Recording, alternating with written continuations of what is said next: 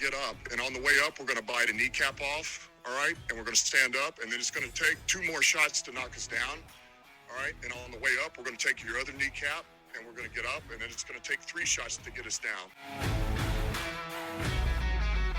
What's up, Kneecaps Nation? We are back at it again for another awesome episode of Kneecaps for Breakfast. Vince Progar, that's me. Happy to be joined, as always, by Phil Byrne across the way there. Phil, we're moving right through into summer. Yeah, so we're recording this Sunday night, as we normally do, and, it's kind of mid to high 60s, which is nice in Southeast Michigan right now. I'll take it. Yeah, these are always nice. A little windy at times and things like that, but anytime you start getting north of 87 degrees is when it just gets to be a little too unbearable. Unless you have a built-in pool or something like that, then in which case that's perfect for getting outside once that mercury hits the mid to upper 80s. This weather report brought to you by your friends at Kneecaps for Breakfast. Coming up on the weather quiz. No, yes. Can we get Ben Bailey out of mothballs? What's he doing? Yeah. Hey, we got some connections. In any case, this is Kneecaps for Breakfast, where we're going to be talking about some sports, not weather or news or things that we're otherwise not qualified to talk about. We are going to be talking about some disciplinary issues to start this edition of Kneecaps for Breakfast, as the Lions made some news this past week by winding up on the naughty kid list. It seems that way back on Memorial Day, I believe, May 27th, they partook in some impermissible on-field contact. There wasn't a whole lot of context behind that contact. But in any case, the NFL found out about it, and they came down on the Lions and took away a OTA session this coming week. I think the one that got taken away is going to be the one that was scheduled for tomorrow. Mm-hmm. So in any case, Phil, the Lions did wrong. The NFL punished them, and one fewer OTA workout taken away. They're going to be okay. I don't think it's the end of the world by any means. Yes, you want to have the OTAs to be able to gel, but you still have all a training camp and everything like that. For what the situation involved, we probably won't know. I'm sure it was something that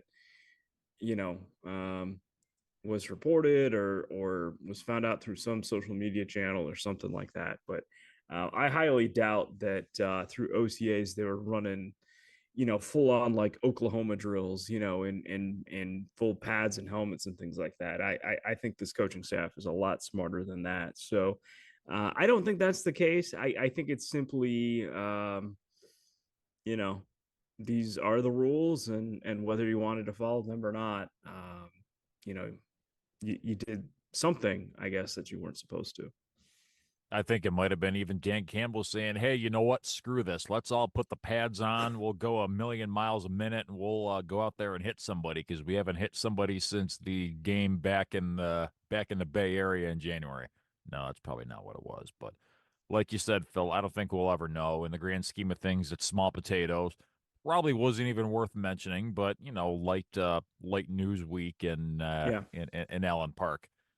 Something else that caught my attention, Phil, moving away from that situation completely, is the Lions and where they sit on the salary cap. And the big topic of discussion was, obviously, what are they going to do about their guys who they need to re-sign? They went out and signed Jared Goff most recently, and then before that, they signed Penei Sewell to an extension, and then they signed Amon-Ra to an extension. So, of course, the Lions were out there getting some stuff done in order to extend their own guys. But I saw an article come across just this morning, courtesy of SI.com, saying that the Lions have the third most salary cap space remaining in the NFL. They have over $40 million in cap space that is still available to them for this upcoming season. The only franchises that have more than that are the Commanders and the Patriots, both of whom are in complete, full-on rebuilding from the studs. the Lions are eons upon eons ahead of both of those franchises. And when asked about it, Dan Campbell kind of did what he usually does and kind of did a whole lot of blibber blabbering on for about 60 seconds and then finally landed his plane and said, if we do anything at all with that money, it's going to be more or less adding depth pieces, giving us some competition among the twos and the threes. Didn't sound like anything imminent as far as bringing in a starter or somebody who that Lions share of that $40 million is going to go to. So, in my mind, Phil, that's kind of an interesting twist that I definitely wasn't aware of until I read that. $40 million for a single offseason, that's not insignificant by any stretch of the imagination. I feel like if there's a need on this roster, you've got some capital there to go out and make something happen. Yeah. And so it's a couple different things that I think went into it. The first thing, obviously, we've drafted really well. And this is how the team has been constructed is through three straight drafts of what hit rate or success rate of 75-80% basically, where you're getting some pretty sizable contributions. I think even a guy like Malcolm Rodriguez, which his first year probably had more contributions than it was maybe just kind of sized out into And more also of a helped that you depth got guys piece. like Derek Barnes and other Mm-hmm. guys step up. Anzalone had a pretty solid second campaign. Yeah. So it's not so much that he fell out of favor or anything like that. You had other guys step Mm-hmm. up. No, absolutely. So I think it's you drafted well. You really haven't overspent for anyone in free agency, and that a lot of the Bob Quinn and Matt Patricia deals are now off the books, right? So think about all the former Patriots that were brought over. That We're not paying Trey Flowers any longer. exactly. I was trying to think of his first name. I was like Flowers. I was like Sadavian Flowers. I'm like, oh, I just made someone up. Trey Flowers, right? So guys of that ilk are no longer hitting the payroll. And then I can't remember his name off the top of my head, but there was a kind of capologist for the Lions that was pretty highly sought after. And I guess he ended up taking a job with the Washington Commanders, just like their number two in their front office structure. So I think it became pretty apparent when the Lions started to hit on these draft picks and kind of get rid of the old guard, so to speak, outside of that offensive line or Jalen Reeves-Maybin, that they were doing things on a really cap-friendly basis in terms of how they were approaching this. That with the exception of some of the guys they've just signed, there really haven't been any deals that really broke your back or broke the bank. So they've done this a really great job, and I was shocked too that it was third highest. I figured with the way that they haven't really been spending and going through the draft that it was probably in the top 10, but to figure out that they have the third most overall cap space, that itself was shocking to me as well. What I want to know is, do you think that Dan Campbell is just kind of playing coy at this point and there may be a move or two to come? Or do you think they are in pretty much good shape with their roster as it sits? Um, yeah, I mean, I feel like we've been trying to answer and figure out this question for weeks, if not months now. I think you're pretty well set on that defensive line. You never know who's going to get released, or come available. I think if they're going to sign anyone, it would be if they're not 1,000% behind the idea that Jameson Williams has made enough strides to be officially the number two receiver, and they go sign a veteran wideout that's out there to at least push on a depth piece, because I think Donovan Peoples-Jones is also a little bit of a question mark now that you are replacing Josh Reynolds. That is pretty much it. But again, when we're talking about how much that's actually going to eat in the cap, I mean, 40 million, like you're not paying some vet out there, like even if it was a guy like Odell Beckham, right? Some guy of like his name and in commanding a high salary, at most on a 1 year deal, he's probably getting like Depending on what, how 5 accomplished million he maybe? is, Yeah. maybe I mean, 10, 12, something like that. it's not going to be that that sizable, I think, when it's all said and done. So, Even if you're looking for like one of the most studly kickers in the game right now, because obviously it's been pretty apparent over the last couple of years that the team hasn't necessarily been in love with their kicking situation for quite some time, but they haven't had the enough of a distaste to go out and get somebody better. You can go out and get the best kicker you can buy with money for $4 million, $5 million. isn't what Matt Prater on the Broncos again, or Cardinals, or he's somewhere out in the West. I hear Brandon Okay. McManus is available now. Oh, wait, never mind. He won't be Yep. kicking again for quite some time. Quite some time. Anyway, yeah, but it just goes to show that the team, as you pointed out, Phil, has done a lot of things the right way from a Yeah. dollars and cents standpoint. And it does kind of seem like guys are either making big bucks or they're making a box of peanuts and Cracker Jacks. Not a whole lot in between, and that's how you get that big $40 million to the good there. Yeah, I mean, I think even when you look at some of the guys that have been here for a long time, like I don't think Frank Ragnow's contract is breaking the bank by any means. Um, you know, so yeah, they've got a lot of cat friendly deals, and it would be kind of interesting to hear some names as we get closer to training camp, kind of bandied around that they're interested in. I think it's still going to be the receiver spot. I think if they're going to make a move, you know, one of the wild cards that I think we just really haven't been able to see yet is the defensive end that came in from the Canadian Football League as well, Matthew Betts. You know, and just like Manu on the offensive side of the ball on the line, there is quite a bit of difference. Coming in from Canada, and getting suited up for the NFL, just in terms of the level of competition, obviously, and with bets coming from the Canadian League to the NFL, it's a little less severe than the college Canadian ranks, but nonetheless, it will be interesting to see how this plays out. So now we're getting into pretty much the dog days of the NFL offseason, where we have our last round of OTAs this coming week, and then everything kind of goes to a complete stop until late July when you get the reconvening of training camp down there in Allen Park. And that's going to be a long, drudging 30 to 40-day stretch when there's really not going to be much news made.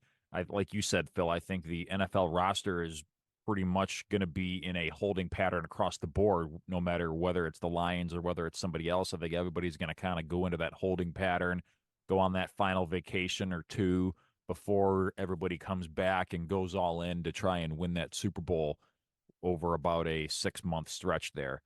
One thing that I am curious though, Phil, is if you have started to look at any of the futures or any of the preseason betting lines or anything like that. Have your wheels been spinning in that regard a little bit?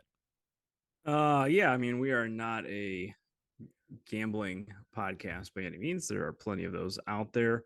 And of course, this is all for educational purpose only. But yeah, I one of our good friends, Mike Stark, was telling me he did want to put some money on the Lions Super Bowl bet. So let's go really quickly here, doing this live as we're doing the show to kind of see where things stand. Want to give you the most updated numbers here. So on the FanDuel app, currently for outright betting to win the Super Bowl, they list a number of different teams. You can actually pick, all 32, going back all the way to plus 30,000 for the Carolina Panthers. Congrats, New England Patriots. It's not quite as bad for you at plus 18,000. We're not going to go through every single team, by the way. Just wanted to kind of start there to get you some rule of where this is at. Currently, the odds-on favorites to win the Super Bowl, I find it a little surprising, I guess, would be the 49ers at plus 550, followed by the Chiefs, of course, at plus 600. So those are kind of neck and neck. I think they Interesting that are they think the thinking, 49ers are going to finally pass up the Chiefs this time around. They must think 30 yeah, times a charm. yeah. I think the Niners might have a little bit more depth that they're going on, but unless the Chiefs just lose focus or something like that, I think that's a little foolish to put money on San Francisco right there. So, anyways, moving down here, the Baltimore Ravens are in third, plus 950. So there's a pretty sizable jump in between the Chiefs and Ravens. Um, Now, I think this could just be listed alphabetically. It's not. Okay. The Lions are involved in a current three-way tie for odds involving the Cincinnati Bengals and the Buffalo Bills at plus 1,300. So it is three teams tied for fourth, um,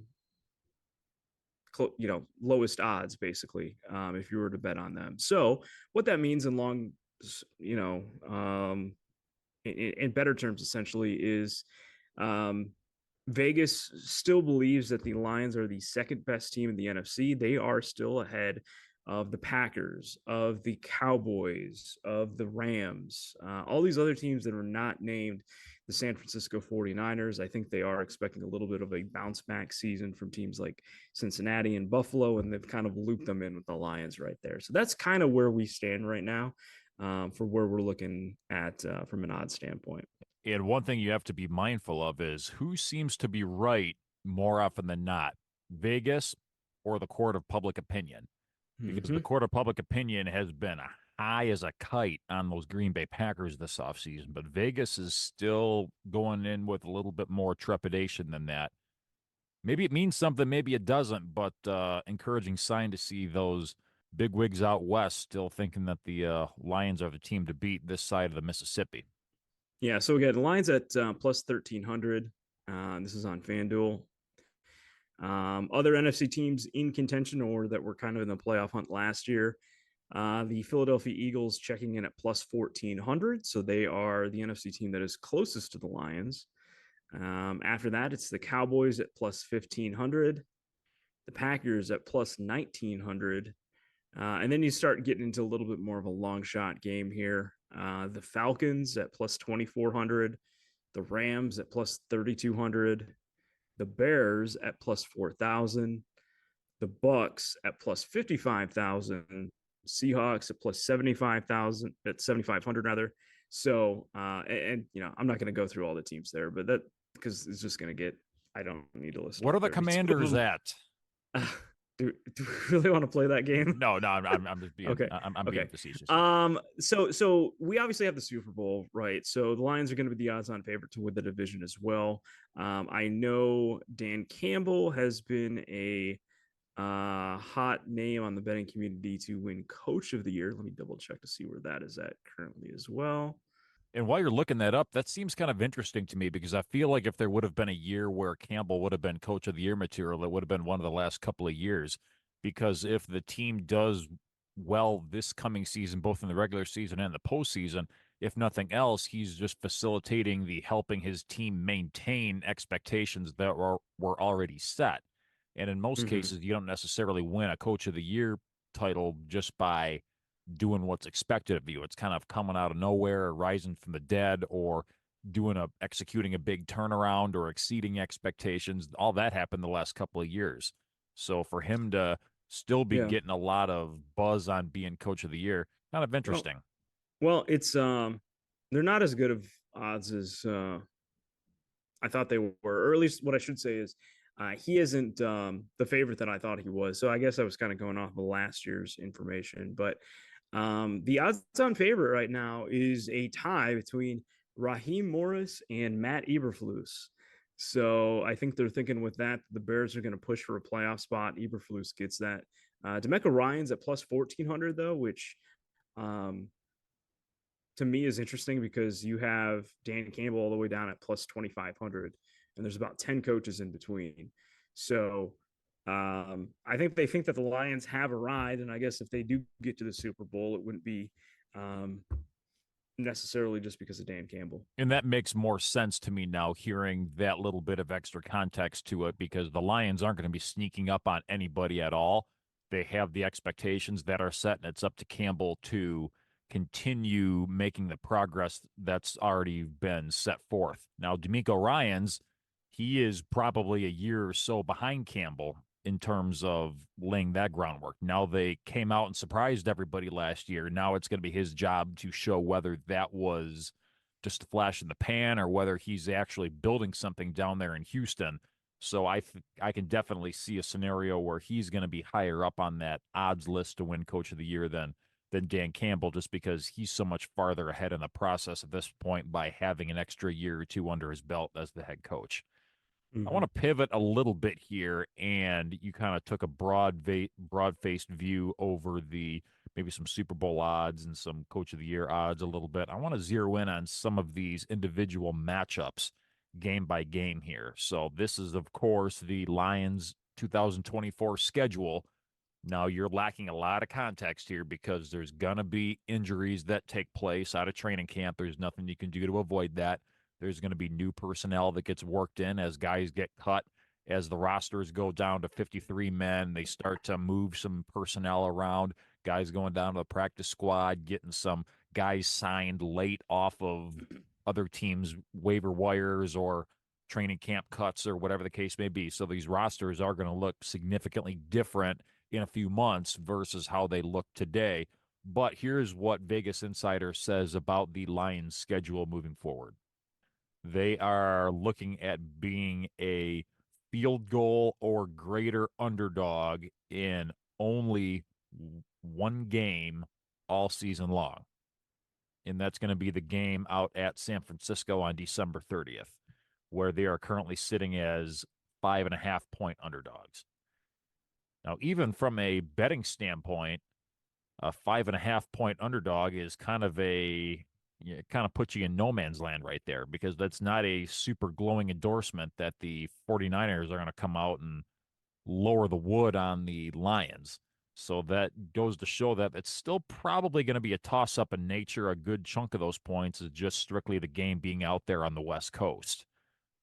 Beyond that, you have the Lions +1 at Dallas on October 13th, which, again, when you take into consideration the fact that it's at Dallas, you're probably looking at, if you take the game site and adjust that, you're probably giving the Lions, it's probably a better swing for the Lions at that point. Lions +1.5 at Green Bay. So again, you're basically flirting with pick'em territory. Same with the following week. Lions getting 1.5 from Houston on Sunday Night Football. And in every other game beyond that this season, the Lions are looking at being a favorite. Yeah. Well, I mean, that kind of goes into the fact that I think a lot of people think, looking at the schedule, being a 12, 13 win team is there, and winning the division. And there are tough games on the schedule. This is not a cakewalk by any means. And again, as you alluded to, we don't know the injury situation or what team is going to get hot when, but I will say this, unless one of the two teams does not have, okay, well, let's put it this way. Let's say the Lions take one small step back this year. Still, I think being a 5.5, what did you say, 5.5-point underdog in San Francisco? Yep, they're 5.5-point dogs at San Francisco. That is so far out that a lot of times when you have what you would consider to be a contending or potential number 2 seed visit a number 1 seed the second to last week of the season, you're looking at like a 2.5-point spread or a 3-point spread, so that's actually fairly generous from a betting standpoint if you like the Lions to go into San Francisco and win, or come close to winning. So interesting. That's interesting. I'm going to keep my eye on that, see if that moves any bit before we get into the start of the season. Yeah, because that's a good call out, because generally in that case, if that line holds where it is at 5.5 over the course of the season, that probably means that the Lions fell significantly short of expectations. And of course, by that point, the game is rendered meaningless from a playoff preview sex appeal standpoint. So just I'll kind of quickly go through some of the more key games on this Lions schedule here. Opening night, Sunday Night Football against the Rams. Lions are opening up as 3.5-point favorites, 5.5-point favorites against the Buccaneers. Monday Night Football against the Seahawks. They are 6-point favorites, which is interesting, seeing as how it's been very Seattle heavy in the win-loss column the last few Mm-hmm. meetings there. Uh, Home against the Titans, Lions are 7.5-point favorites. Usually, you don't give out touchdowns very often in the NFL. So interesting that they're going that route this early on in the game here. We already talked about the Packers and the Texans both getting 1.5 from each of those. Thanksgiving Day against the Chicago Bears, Lions 4-point favorites on Thanksgiving Day. Home against the Packers the following Thursday night, Lions are a field goal favorite. Again, when you factor in the game site, that's virtually a pick 'em at that point. Lions only a 1-point favorite at Chicago in December. I'd be very, very surprised, even if the Lions are on the trajectory that we think. I just think in the cold, outdoors, against a divisional opponent, it's hard to lay points in that certain situation. And then to end things at home against Minnesota, Lions looking at 5.5-point favorites. Yeah, again, so some of those are a little bit higher than I would have imagined. Even like you said, Seattle. They give me the Sunday scaries. They give me the heebie-jeebies, whatever you want to call it. Something about playing the Seattle Seahawks early in the season. I have been there firsthand to see Geno Smith just tear apart our defense and have a career game. And I'm hoping we finally have the pieces in the secondary to limit that. And that's the beauty of the NFL is you never know from one week to the next how things are going to go, and yet Yeah. people still take their hard-earned money because let's be honest, this isn't just like that little paper money you get from the Fisher Price cash register type thing. You're talking people taking their hard-earned money and saying, "Hey, I'm going to build a 54 leg parlay and just see what happens," or I'm going to go all in on Lions getting that 5.5, and we'll hope for the best. A lot of it's just kind of plugging your nose and jumping right in and seeing how quickly you can start swimming. Again, this is not a gambling podcast, but please don't put 54 like parlay together ever. You'd pretty much have to find every live sporting event going on in a fall weekend, and I can just tell you firsthand that you're not going to win it. You're not going to win it. Probably no But more let than me tell you five. though, you hear every year about a guy who he didn't hit it, but he fell maybe one or two legs short. All he needed to do was for give me a random running back that nobody's ever heard of before. Adrian Peterson, the not the stud guy, but the guy who used to play for the Bears, who had the dreadlocks. That Adrian Peterson to go out and rush for 35 yards in a game. He fell that short of that 54 leg parlay. And DraftKings will very gladly take your 50 cents that you put on that bet. There's a reason why you go out to Las Vegas and the lights are always on Yeah. and flashing nice and bright, and you can see it all the way up from space because they're Yeah. taking your hard earned money and cashing that check. Absolutely. Absolutely. Now, do you think that have we reached a tipping point as far as the gambling in sports goes? Because I know there's still some states that have yet to embrace it or legalize it. There's other states that have been doing it for a while.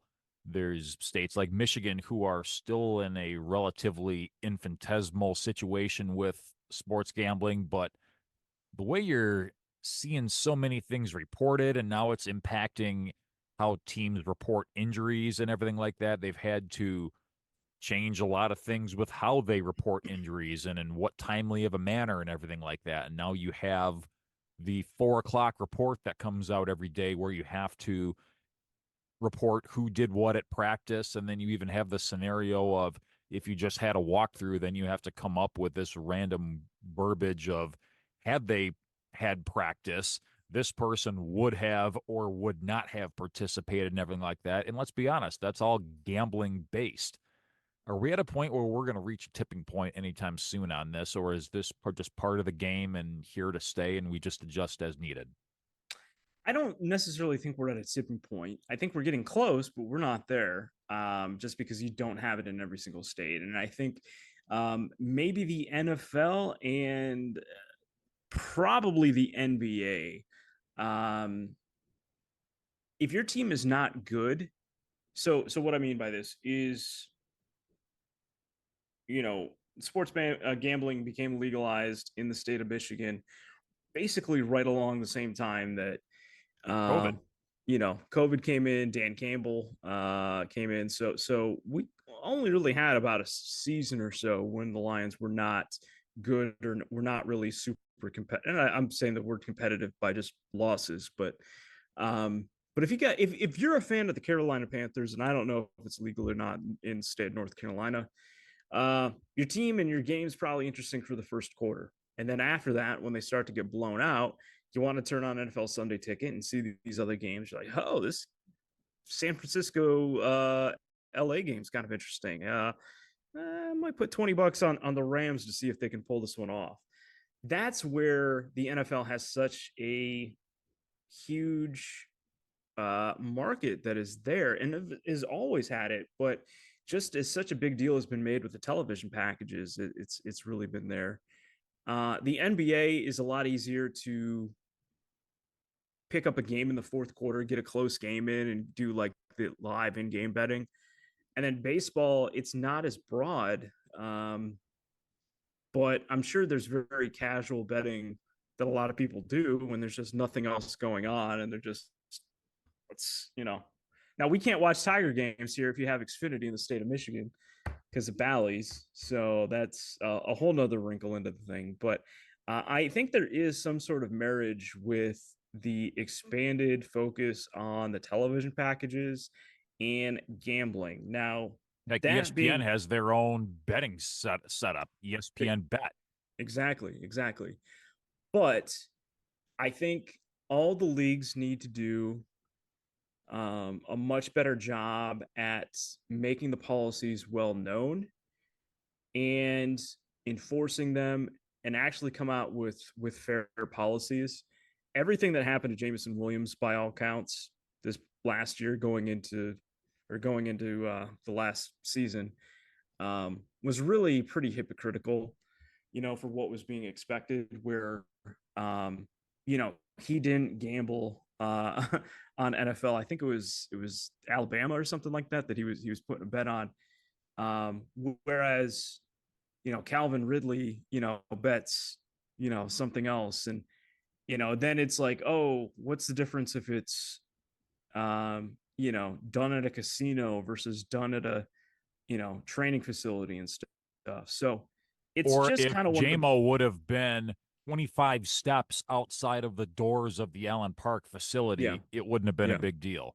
So just because you happen to be, again, 30 paces to the east, you got yourself in trouble. Obviously, the Mm-hmm. rules are what the rules are, but we can debate whether or not the rules are good rules or not. Yeah, so I mean, I think there's just a lot of ways that that they can really improve that, to where if you're an NFL player, what's stopping you from betting on the NBA? Or if you're an NBA player, what's stopping you from betting on the NFL? I don't know how they figured that out, if they're doing betting on apps and things like that, if they just literally have their name in their phone and it's like, oh, this is Jameson Williams that is logged in, you're banned from betting on anything NFL related, but here's the NBA slate, you know. It's kind of hard to say, but I think these are some of the things that need to get cleared up as it becomes more and more prevalent. One thing we can all agree on is that NFL betting in particular has really done a number on the lack of existence of fantasy football. Yep. But also, I think that's just us getting older too, Vince, because hey, when we were in college and there was no gambling around, you gave in that $20 every August, you'd go to draft your team. Within 3 weeks, you're like, my team sucks. This is so bad. I can't believe that I took I don't even know who's a player 10 years ago. Matt Ryan. There we go. In the third round, I was thinking quarterback. Yeah, no kidding. Darren McFadden, 5th overall. I don't know. Like Al Michaels always says, nobody really knows anything. Well, that's all we got for you in this episode of Kneecaps for Breakfast. Thanks for hanging with us once again for another awesome episode. Be right back here with us again next week as we dive back into the world of the Detroit Lions and the NFL at large. For Phil Byrne across the way, Vince Progar saying good morning, go Lions, forward down the field, over and out.